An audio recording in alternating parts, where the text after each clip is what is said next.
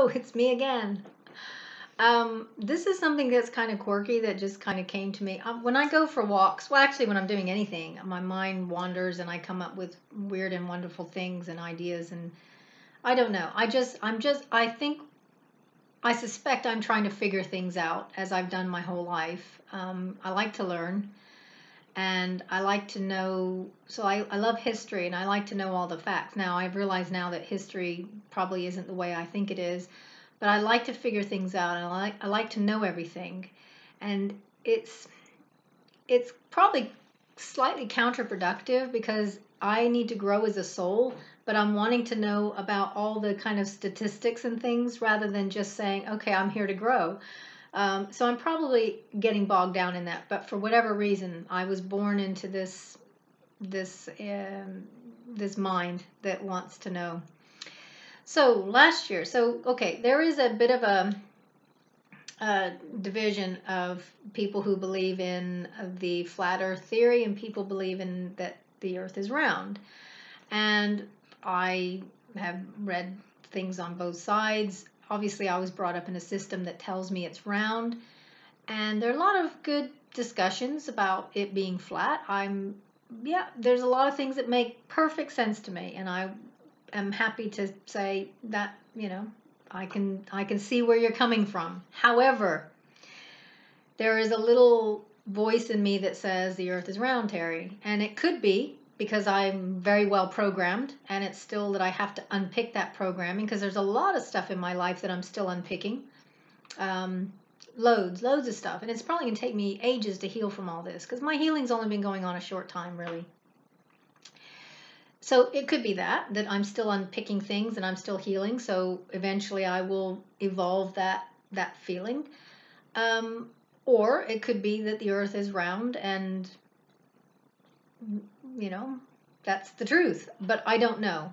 What I do know is I will find out when I die, and I'll find out the truth to everything I want to know because there's loads of history stuff I want to know. There's loads of stuff I want to know.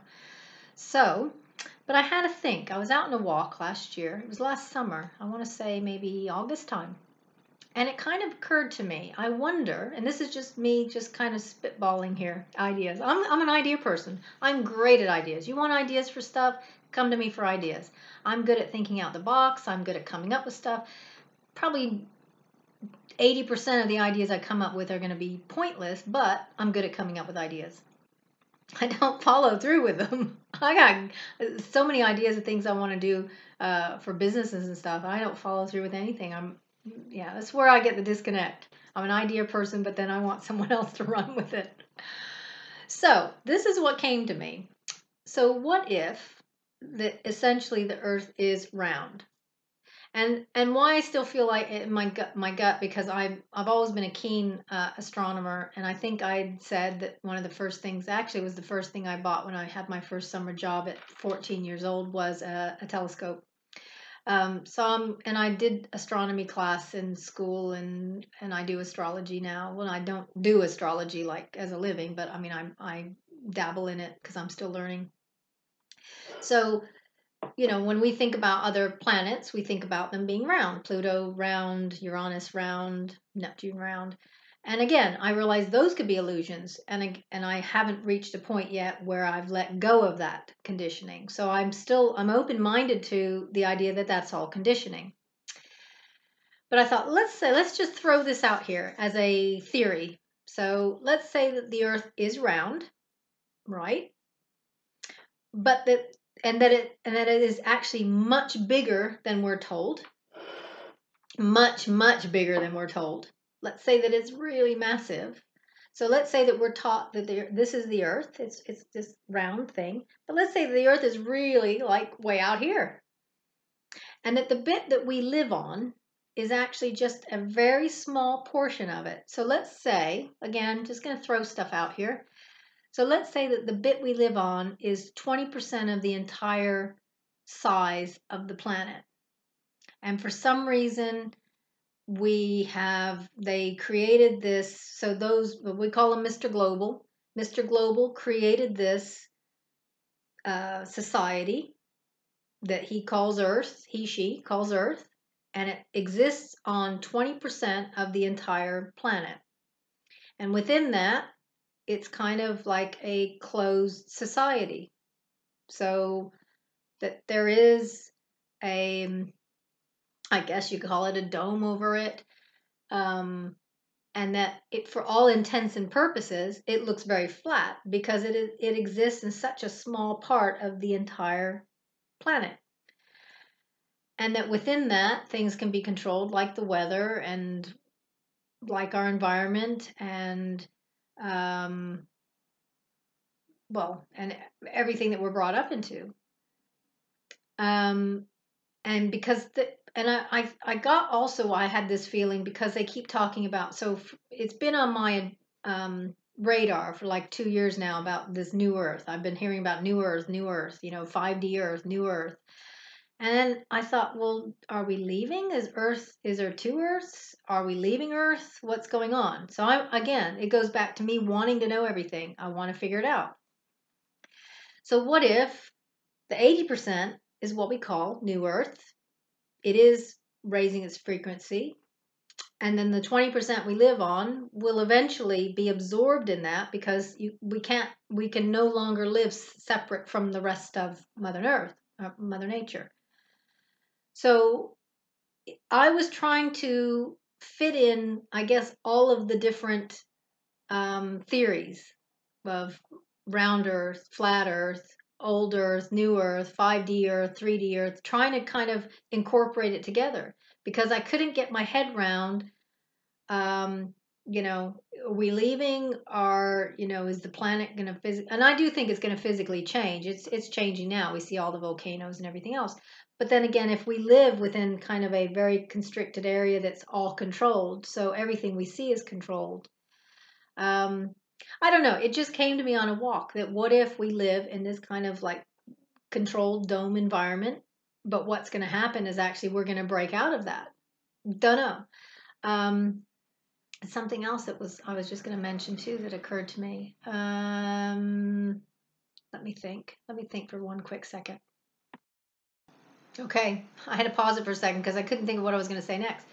So for me, it would kind of make sense. And then if the 80% is pristine and ascended and a higher vibration, then what's going to happen is that the 20% will just kind of dissolve, perhaps all fall into the ocean, and that we're going to go and exist in the other. So again, I'm just throwing this out here.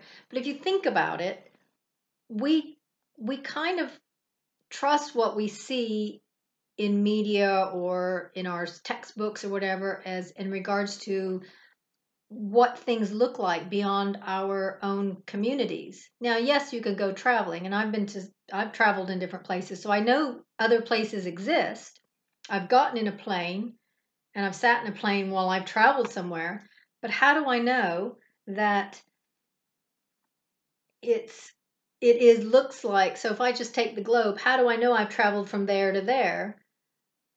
I don't know. I can't prove any of it. I can't even prove Australia exists. I can't prove how big the Atlantic Ocean, unless I can physically get some sort of measuring stick, measuring tape, and go out and measure these things and do it myself. I can't prove anything that I've been told. I can't prove anything that I can't prove the maps look the way they do. For all I know, um, the maps we see of the shape of America, the shape of South America, and Europe and all that, that may not even look like that.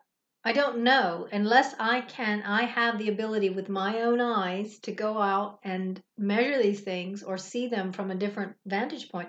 I suppose if I could go into space and look back, I could say, oh, yes, Italy does look like a boot.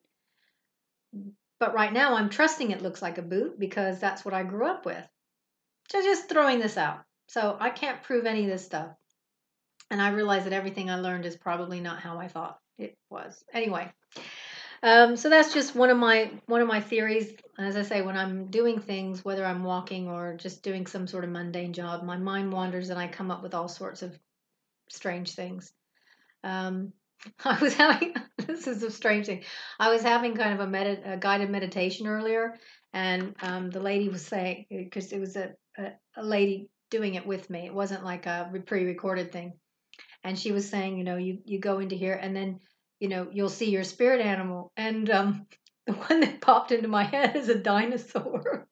I wonder how many people have dinosaurs as spirit animals. I don't think it was. I think that was my thinky brain.